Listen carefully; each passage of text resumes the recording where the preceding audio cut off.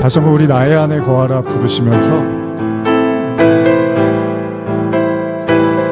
여러분들의 마음 깊은 곳에 하나님의 은혜와 도움을 구하며 같이 나아가겠습니다. 나의 안에 거하라. 나는 내 하나님이니 모든 환난 가운데 너를 지킨 자라. 두려워하지 말라.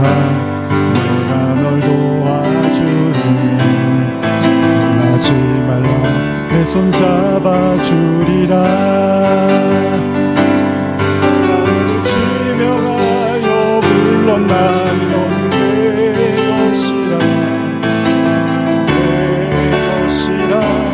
너의 하나님이라. 내가 너를 고배롭고 존귀하게 여기노라. 너를 사랑하는 내 여호와. 다시 한번 나의 안에 거하라. 나는 내 하나님 모든 환난 가운데 너를 지킨 자라. 두려워하지 말라. 내가 널 도와주리니 놀라지 말라. 내 손 잡아주리라. 내가 너를 지명하여 불렀나니 너는 내 것이라. 내 것이라. 너의 하나님이라. 내가 너를 고배롭고 존귀하게 여기노라. 너를 사랑하는 내 여호와라. 조용히 다시 한번 우리 기도하며 나갑니다. 뭐 작정된 자든 그렇지 않는 자든 하나님이 필요합니다. 하나님이 은혜를 주시고 도움을 주시고 깨닫게 하시고 하나님 품에 안기고 싶습니다. 하나님 나를 도와주시옵소서. 나는 죄인입니다. 나는 연약합니다.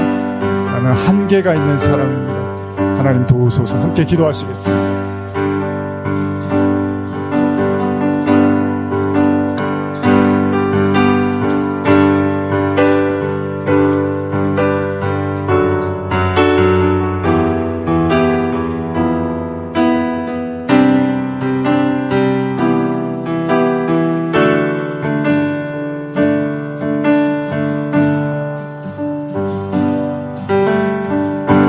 사랑의 노래들에 나의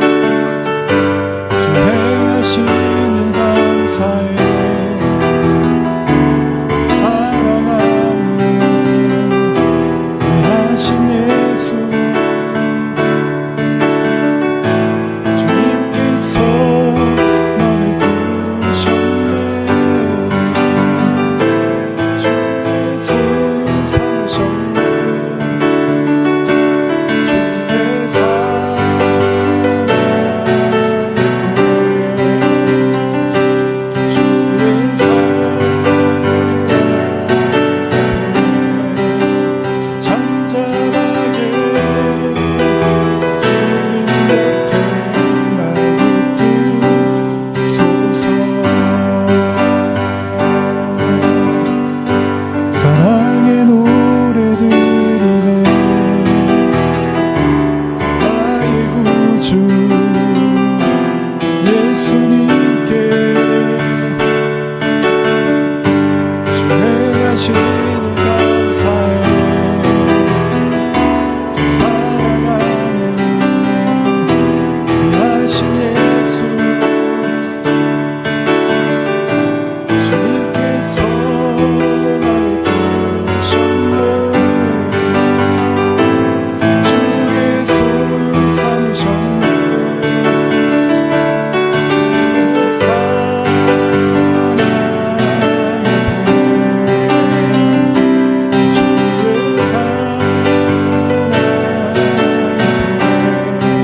잠잠하게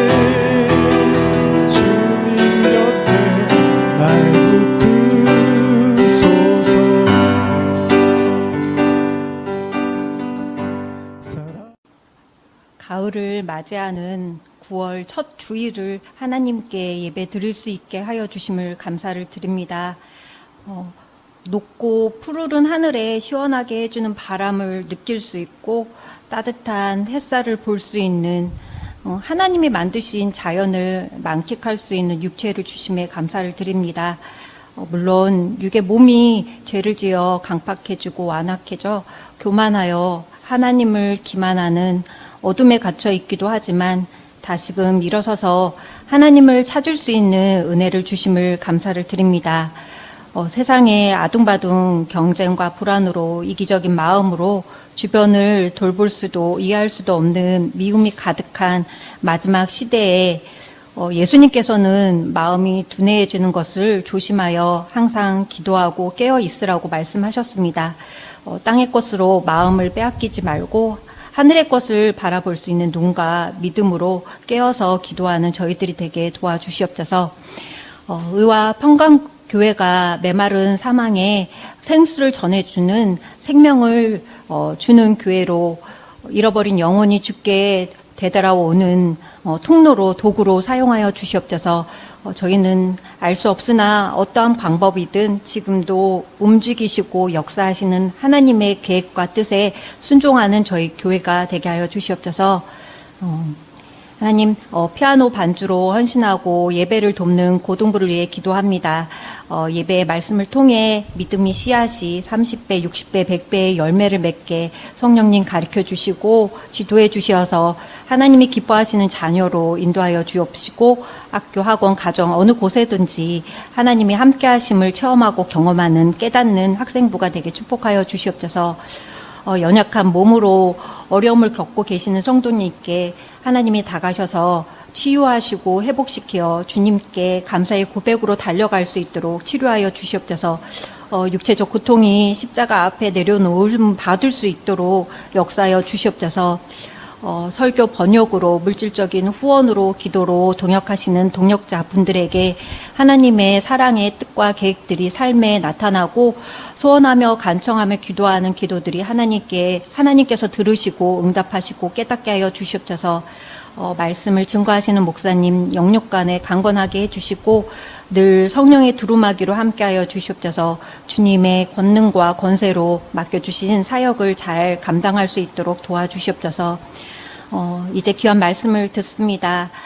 신령과 진정을 다하여서 하나님께 나아갈 수 있는 귀한 예배가 될 수 있도록 주님 도와주시고 저희들이 작정된 자인지는 정말 알 수는 없지만 그것만은 분명합니다. 사람을 의지할 것들은 그리고 주변을 의지할 것들은 어떤 하나님 밖에 다른 신 외에는 아무것도 없음을 알고 있습니다. 그러기에 저희가 작정되든 작정되지 않든 주님만을 붙잡고 한평생을 주님만을 의지하며 나아갑니다. 저희들 가운데 주님의 은혜로 정말 구원으로 함께하여 주시고 특히 오늘 이 예배 가운데 성령님 임재하여 주시고 다스려 주셔서 저희들 사랑하시는 그 하나님 사랑의 하나님을 또 만날 수 있도록 도와주시옵소서. 감사를 드리며 예수님의 이름으로 기도드리옵나이다. 아멘.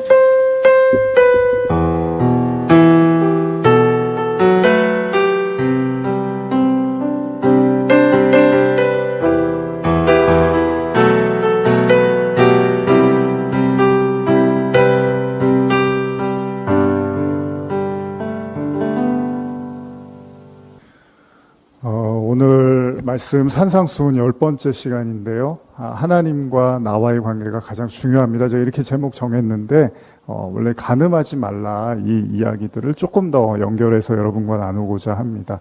우리 산상수훈 마태복음 5장으로 가서요. 자, 마태복음 5장 27절에서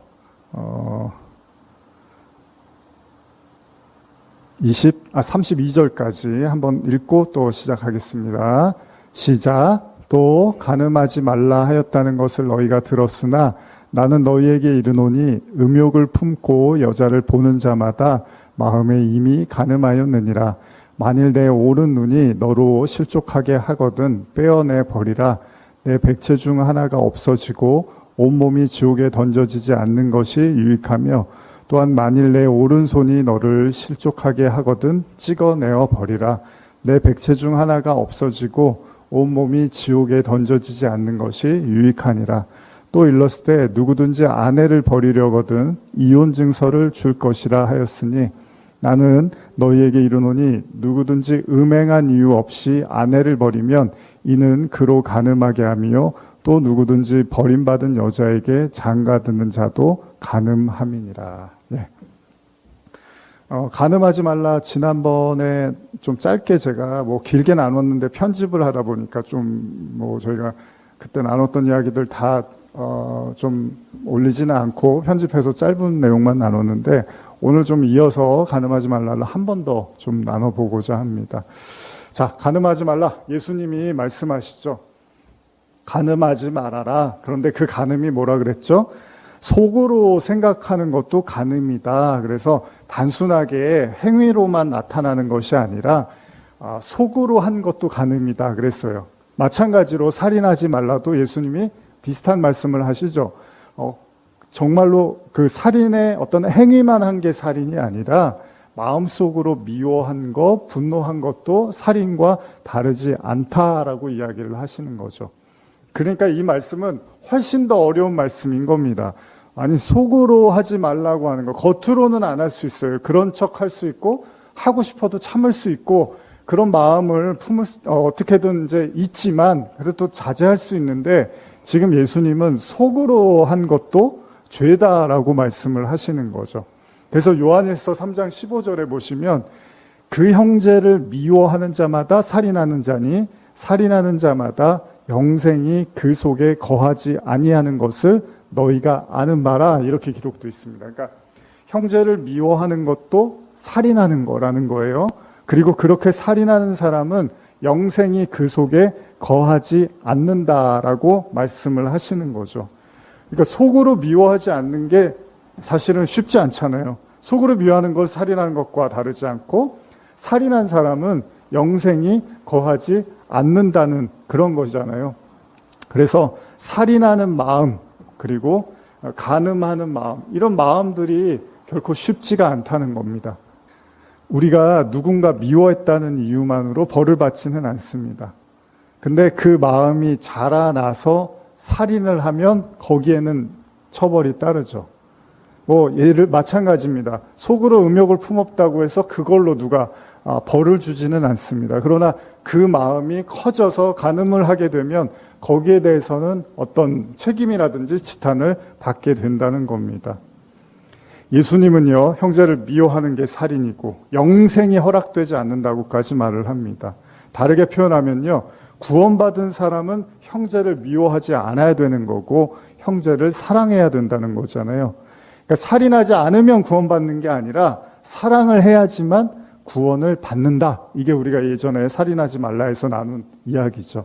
그래서 요한일서 3장 14절을 보시면 우리는 형제를 사랑함으로 사망에서 옮겨 생명으로 들어간 줄을 알거니와 사랑하지 아니하는 자는 사망에 머물러 있다. 근데 사람들이 말씀을 좀 잘못 이해하는 게요. 예를 들면 안식일을 거룩하게 지켜라. 그런 이야기를 하면 주일을 열심히 지켜야 된다. 처음에는 이제 그렇게 생각하고 목숨 걸고 주일을 지켜요. 그리고 나서 주일을 지키지 않으면 큰일 난다. 벌 받는다. 심지어는 지옥에 간다. 구원을 못 받을 수 있다. 이런 생각을 하잖아요. 근데 이제 예수님 말씀하시는 안식일의 문제는 단순히 그런 건 아니었다는 거죠. 안식일이 당시에 그 안식일에 빠지면 큰일 난다. 이런 얘기. 아니면 안식일에 일하면 하나님이 저주한다. 이런 의미가 아니었습니다. 그러다 보니까 예수님이 제자들하고 안식일에 이렇게 밀을 까 부수는, 그러면서 제자들이 배고파서 그걸 먹었더니 사람들이 이렇게 지탄을 하는 내용들도 있죠. 그렇다고 해서 그러면 안식일을 안 지켜도 되느냐? 그거는 아니잖아요. 예수님이 말씀하시는 건 그 정신을 이야기하는 거지, 그럼 안식일은 이제 필요 없는 거니까 안 지켜도 되고, 이런 얘기를 하는 건 아닙니다. 그럼 살인하지 말라. 그러면 이제 십계명도 마찬가지예요. 간음하지 말라, 살인하지 말라, 이런 이야기가 있는데, 그럼 살인을 해도 된다는 얘기입니까? 이제 율법으로부터 예수님을 믿어서 이제 율법으로 벗어났으니까 예수님은 율법으로부터 이제 자유함을 주셨으니까 이제 살인을 해도 되고 간음을 해도 되고 안식일을 안 지켜도 되고 거짓 증거해도 되고 부모 공경하지 않아도 되고 그거는 아니잖아요. 그러니까 사람들이 오해하는 게 예수님 믿어서 이제 구약의 율법은 더 이상 이제 안 지켜도 되는 거니까 우리가 자유로워진 거 아니에요? 그러니까 그런 거에 연연할 필요 없는 거 아니에요? 그럼 연연할 필요 없으면은 이제 그렇게 막 방종하고 살라는 게 예수님의 가르침이 아니잖아요. 그냥 기본적으로 살인하지 말고 간음하지 말고 이런 건 그냥 기본적으로 그냥 우리가 알고 그렇게 당연히 해야 되는 거잖아요. 예수님 믿으면 이제 선에서 구원받는 게 아니까 못되게 살아도 되잖아요.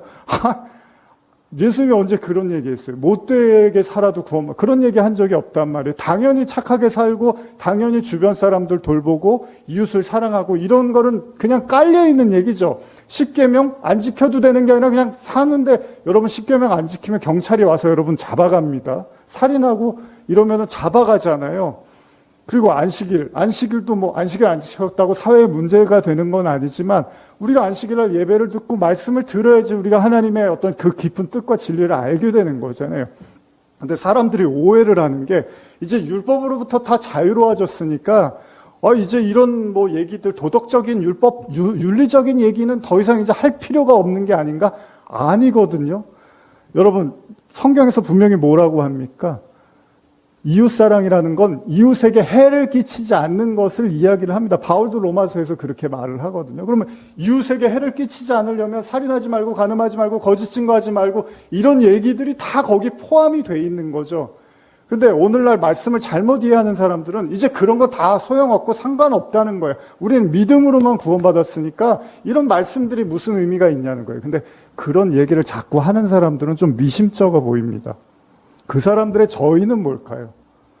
여러분 지금 성경이 뭐라고 합니까? 살인하지 말래요. 근데 속으로도 미워하면 살인이래요. 근데 거기서 나가서 뭐라고 하냐면 너희가 형제를 미워하지 않고 너희가 형제를 살인하고 그 다음에 미워하는 그것만으로 구원이 안 되는 게 아니라 사랑하지 않으면 구원이 안 된다고 말을 하면 이거는 율법보다 훨씬 더 큰 가치와 의미를 내포하고 있는데 사람들이 오해를 하는 거예요.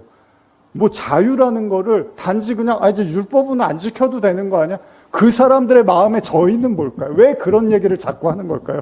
원래 사랑하고 싶지 않았는데 잘 된 거예요. 율법이 그렇게 율법에 매였었는데 그래서 억지로 사랑을 했었는데 예수님이 이제 율법을 벗어났다고 하니까 난 원래 사랑할 마음이 없었는데 이제 사랑을 안 해도 되는구나. 그것 때문에 구원받는 건 아니고 여러분 주일 지키는 게 여러분 구원 못 받을까 봐 주일 지키시는 게 아니잖아요.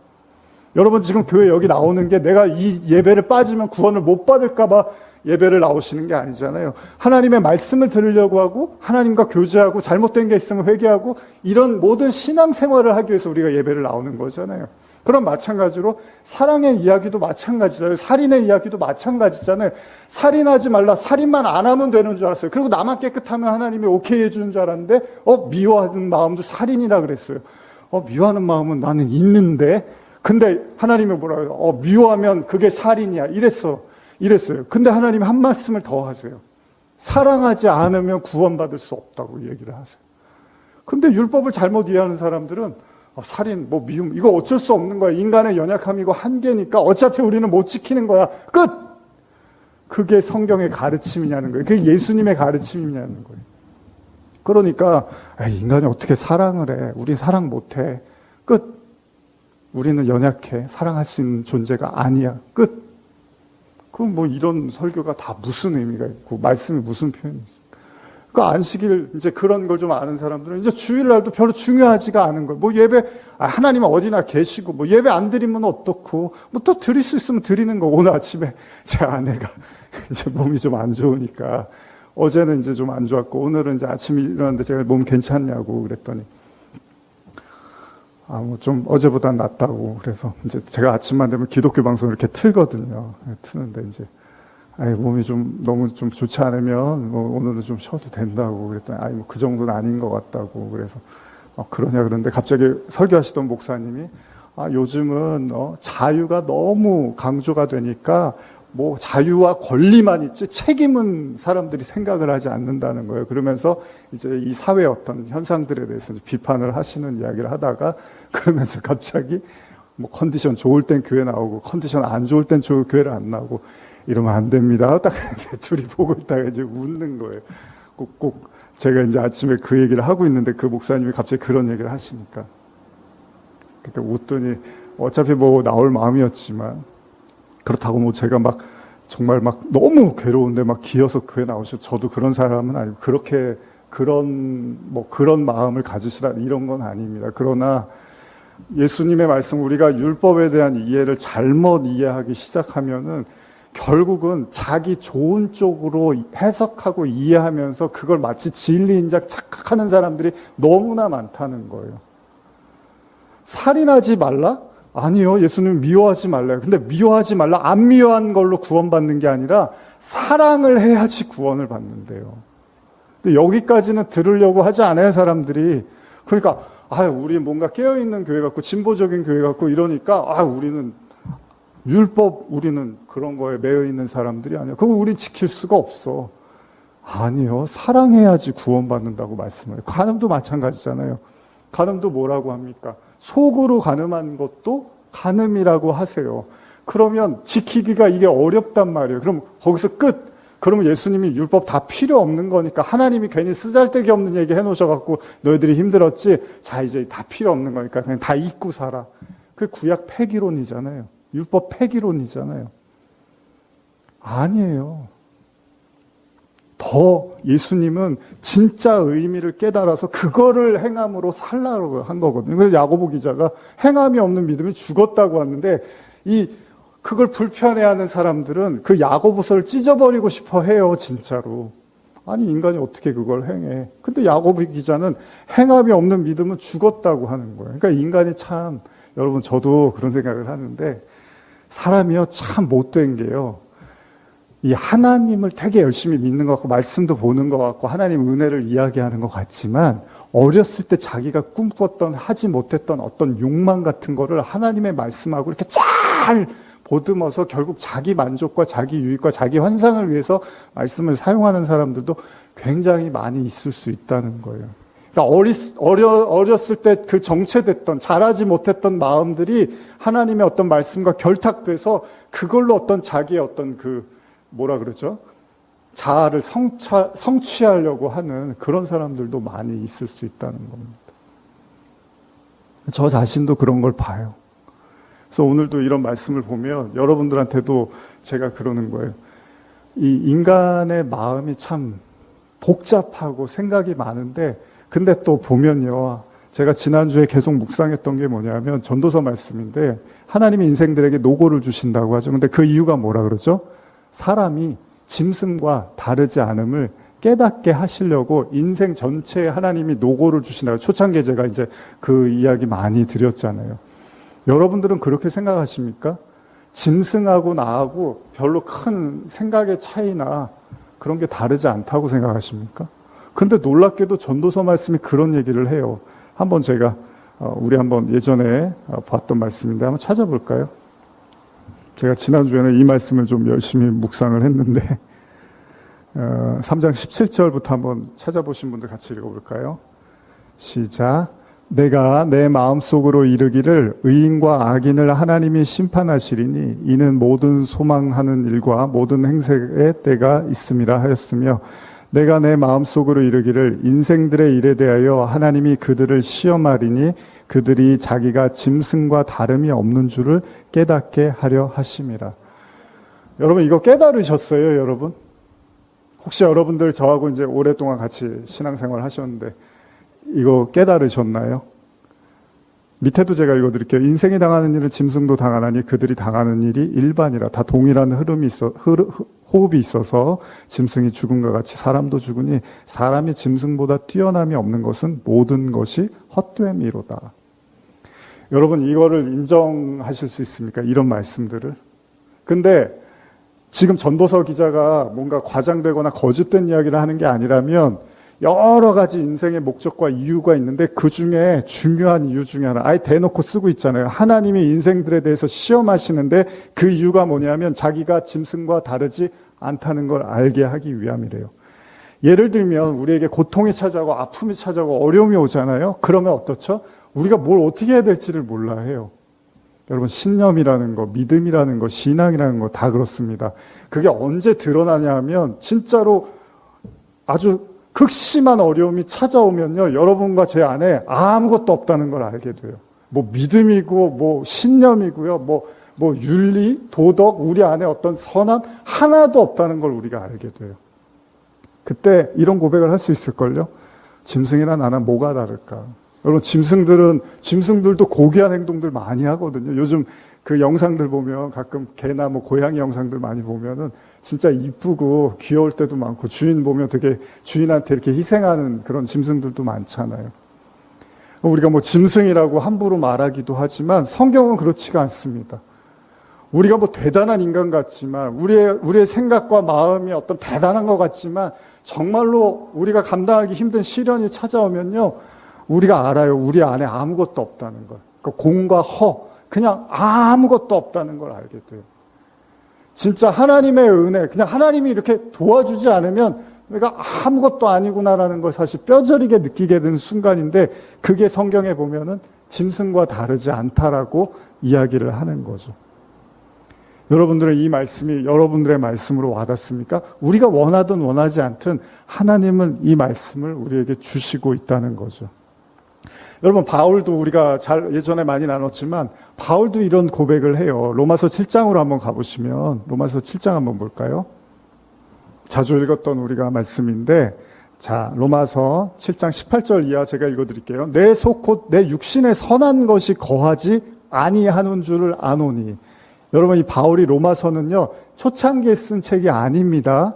바울이 충분히 어느 정도 하나님을 만나고 깨닫고 사역을 하던 가운데서 로마를 위해서, 로마를 통해서 서바나에 가기 위한 교두보로서 로마서를 쓰기도 한 거예요. 그리고 이 로마에는 굉장히 많은 지식층들이 있었단 말이에요. 그러니까 가볍게 쓴 글이 아니란 말이에요. 근데 여기서 바울이 뭐라고 하냐면 자기 속에는 선한 게 하나도 없는 거를 자기가 알았대요.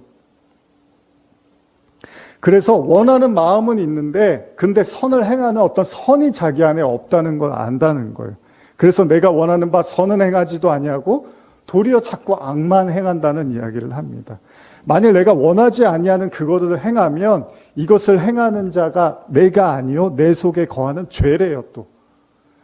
그러니까 자기가 원하지 않아도 자꾸 자기 안에서 죄가 나타남으로써 그 죄가 자꾸 악을 행한다는 이야기를 하잖아요. 그러면서 21절 한번 같이 읽어볼까요? 시작. 그러므로 내가 한 법을 깨달았노니 곧 선을 행하기 원하는 나에게 악이 함께 있는 거래요. 여러분, 이게 감지가 되십니까 혹시? 여러분들이 마음으로는 너무 선하게 뭐 하나님의 말씀대로 또 사회적으로나 이웃에게는 정말 선한 영향력을 끼치고 싶은데 여러분들 안에 어떤 악이 존재하는 것을 감지가 되십니까?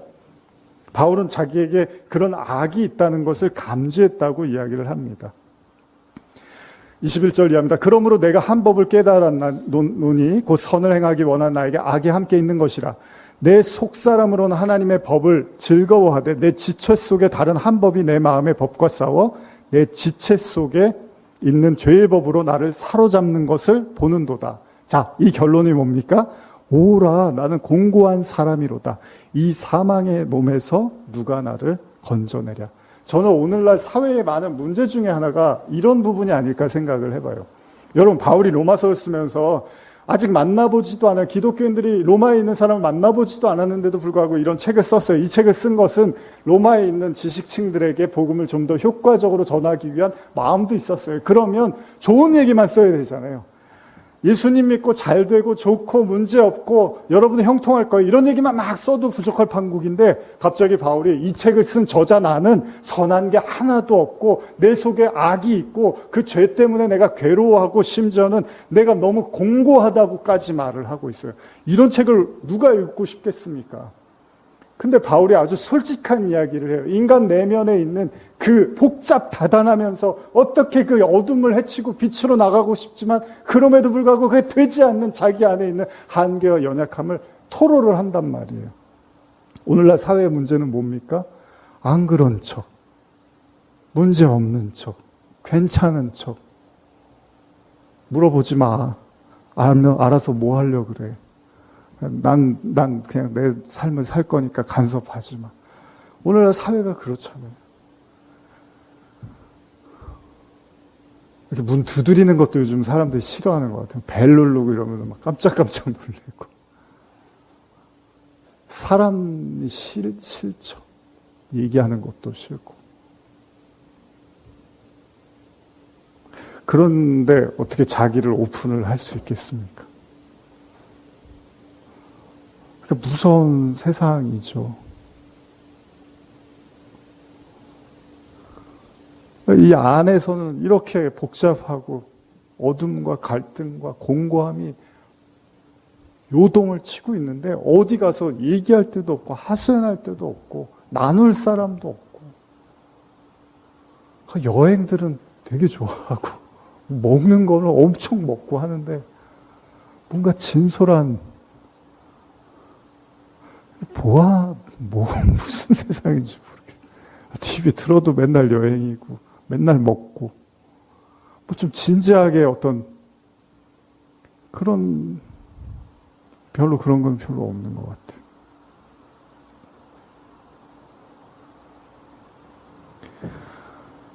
바울이 괴로워하는 거예요. 이 내 안에 너무 큰 갈등, 이게 하나님을 믿고 싶고 하나님 말씀대로 살고 싶지만 그렇지 못한 내 안에 이 공허함과 괴로움.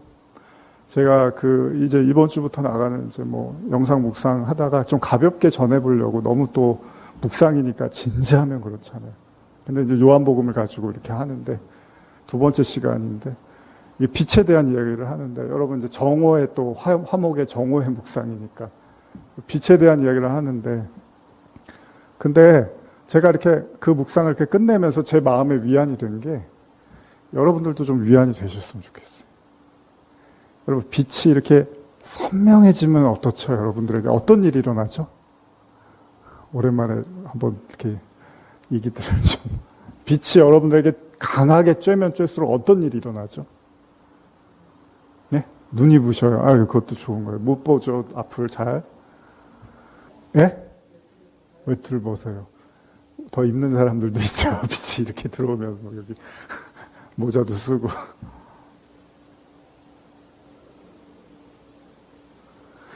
그림자가 훨씬 더 선명해집니다. 신앙생활에 어떻게 보면 묘미이면서 어려움이 거기에 있는 거죠. 이렇게 햇볕이 강렬해지면 그림자가 굉장히 선명해져요. 햇볕이 애매해지면 그림자도 애매합니다. 햇볕이 세지면 세질수록 그림자가 너무 선명해져요. 여러분 바울이 지금 왜 이렇게 괴로워하는 줄 아세요? 햇볕이 너무 세서 그런 거예요. 하나님의 빛이 너무 강렬하게 오니까 자기 어두움의 그림자가 훨씬 더 짙게 드리워지는 거예요. 심지어는 나는 공고한 사람이다. 만약에 바울이 이런 얘기하면 우리 교회 와서 말씀 전해주세요. 이렇게 잘 안 할 거예요. 사람들이. 저 사람 아직 좀 확신이 없나 보다. 하나님에 대해서. 하나님을 그렇게 깊이 만나지 못해. 저 사람 성령 받은 거 맞아? 왜 저런 얘기를 해? 그게 아니라 하나님의 빛이 강렬하게 드리워질수록 바울이 오히려 자기 안에 아무것도 없다는 걸 보게 되는 거죠. 여러분, 간음하지 말라는 두 가지 의미가 있거든요, 성경에. 첫째는 뭐냐 하면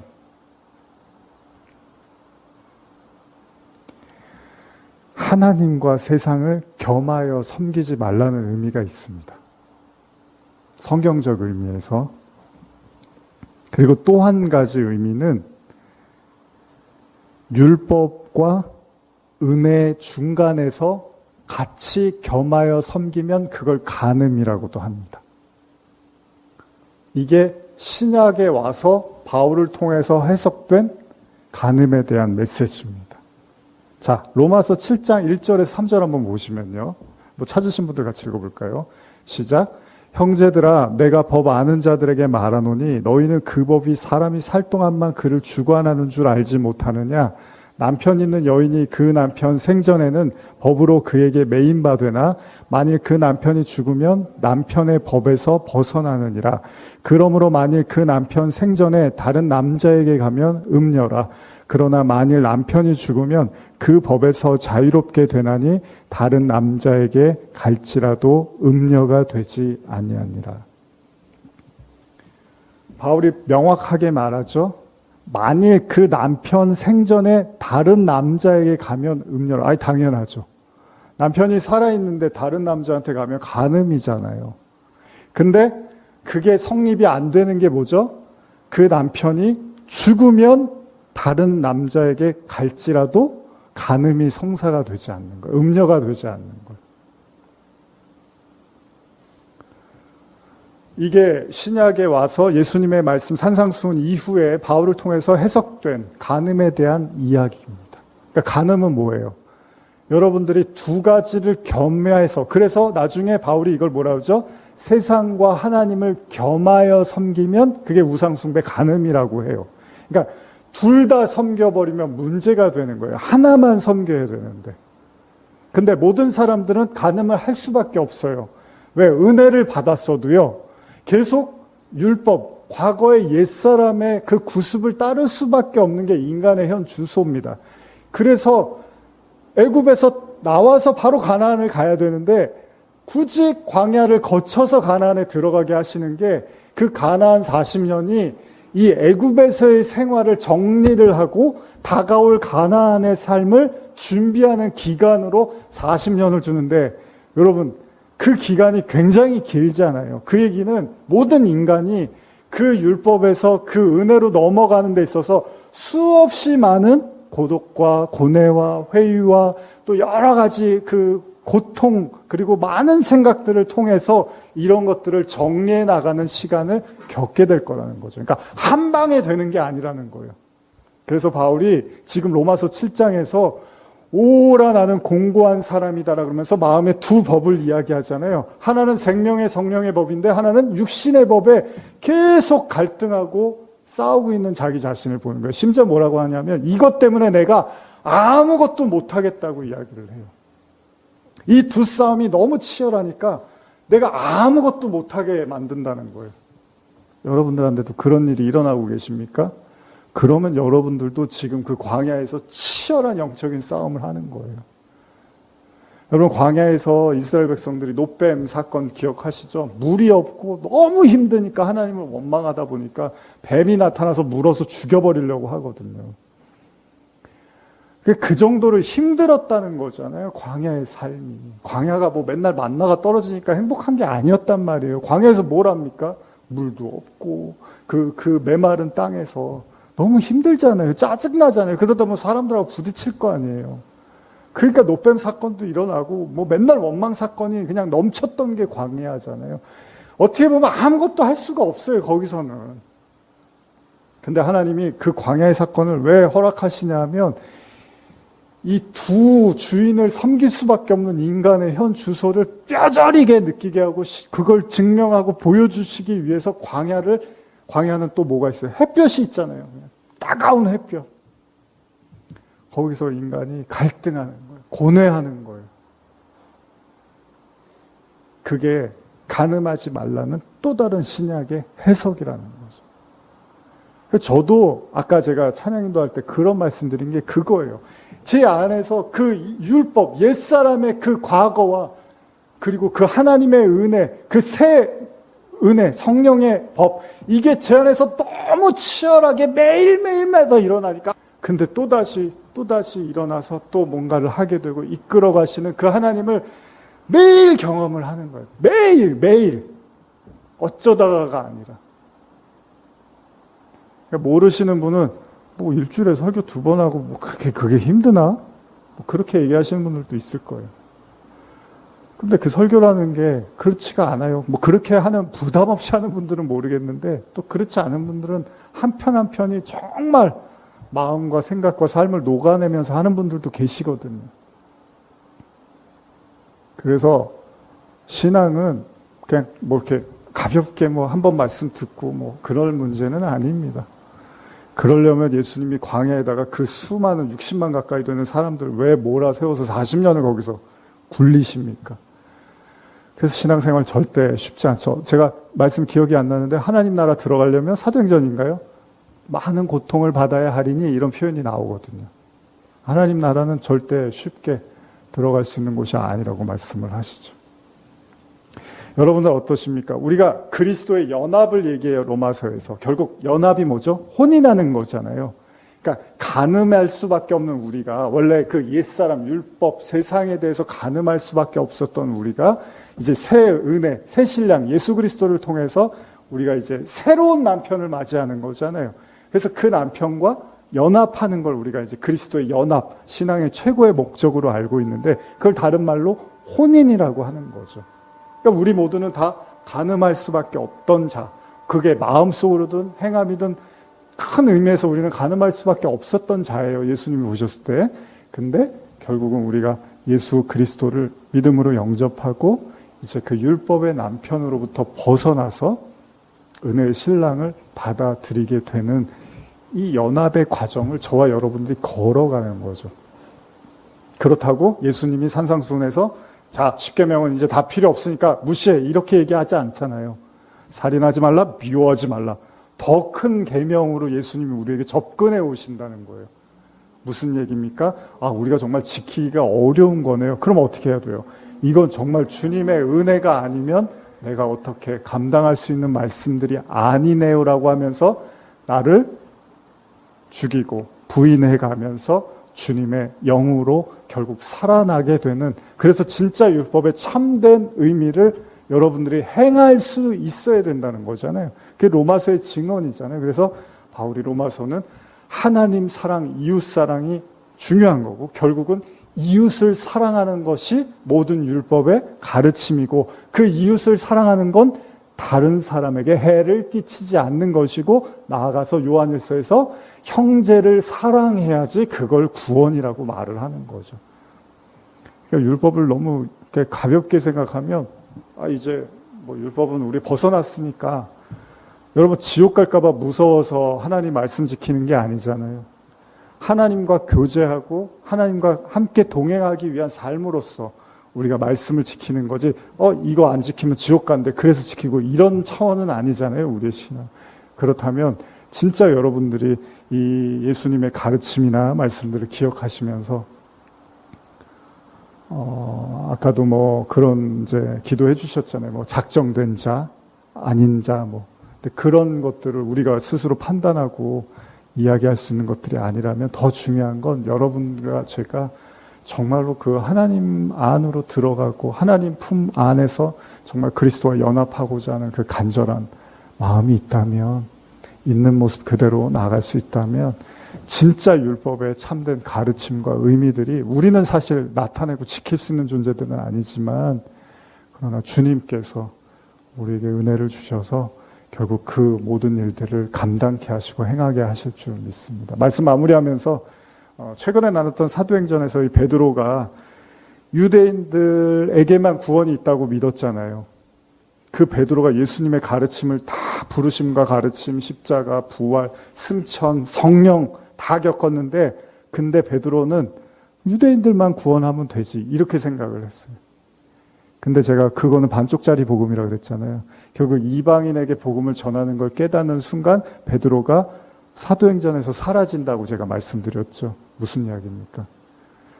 나에게서 너에게로 가야 된다는 겁니다. 신앙은 나에게서 나에게 머무는 걸 신앙이라고 하지 않고, 그 나에게서 이제 너에게로 갈 수 있어야지 그걸 하나님이 살아있는 신앙이라고 봐주시는 거죠. 베드로도 결국은 그 옛날 그 살아왔던 방식에서 못 벗어나고 있었던 거예요. 그냥 똑같이 살고 있었던 거예요. 성령 받고 뭐 겉으로는 대단해 보였는데 그 마음 뿌리는 옛날 그 버릇 그대로 그냥 살고 있었던 거예요. 우리도 마찬가지예요. 지금 뭐 신앙생활 저나 여러분들 오래 하고 뭐 많이 알고 깨닫고 해도요. 그 옛날 어렸을 때 중학교, 초등학교, 고등학교 때 가졌던 그 마음 그대로 가지고 겉으로 포장만 어떤 언어의 화려함만 있을 뿐이지 그냥 똑같을 수도 있어요. 저 자신도 마찬가지고. 근데 그거를 벗어나는 겁니다, 신앙. 지식이나 이런 거 너무 이렇게 우리가 막 우러러볼 필요 없어요, 여러분. AI 로봇한테 프로그램 입력하면은 그대로 행동하잖아요. 근데 프로그램대로 입력한 대로 명령한 대로 안 하면 뭐라 그러죠? 고장났다고 하죠. 근데 사람은 말하고, 이제 우리도 태어날 땐 텅 빈 상태로 태어나잖아요. 근데 우리가 이제 언어를 받아들이고 수용하잖아요. 지식을 획득한단 말이에요. 근데 그대로 안 하면 뭐라 그래요? 고장났다 그러나요? 사람 보고? 아니죠. 말 안 듣네. 이렇게 얘기를 하잖아요. 이게 로봇하고 인간의 차이겠죠. 우리는 영적인 존재라는 거잖아요. 그래서 우리를 뭐 어떤 가르침대로 안 하면 고장났다고 하지 않잖아요. 폐기시키지 않잖아요.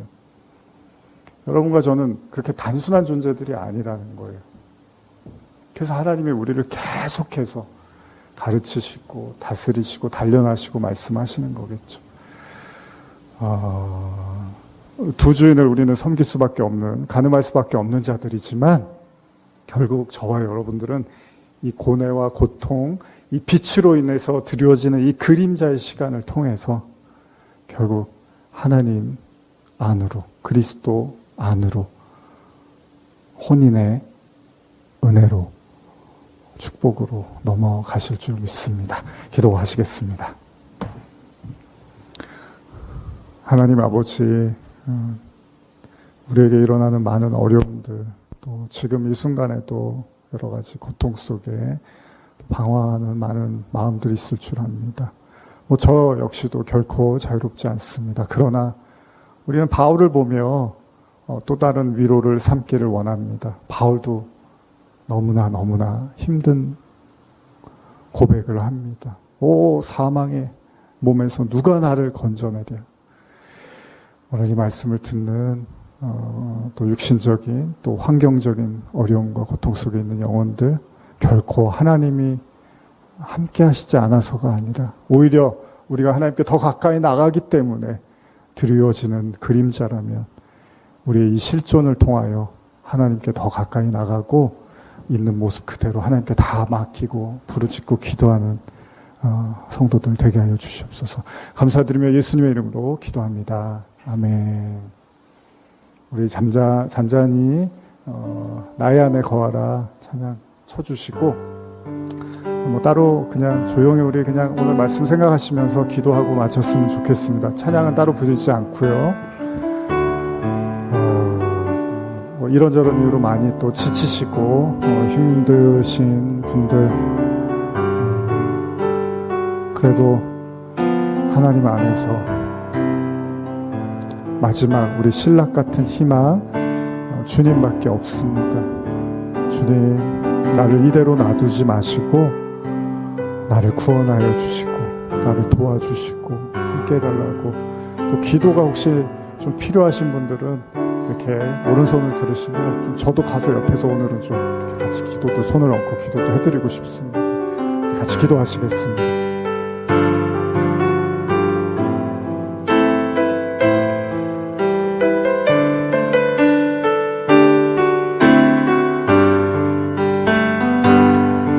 하나님 아버지,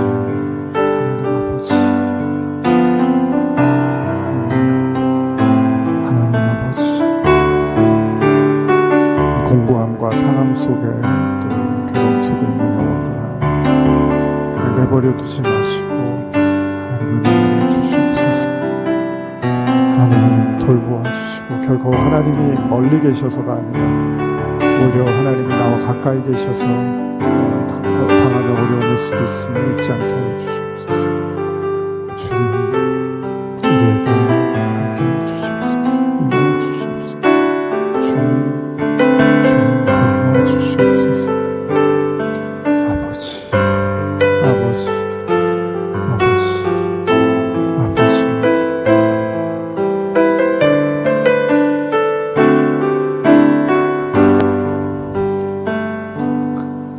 우리 주 예수 그리스도의 은혜와 하나님 아버지의 사랑과 성령의 교통하심이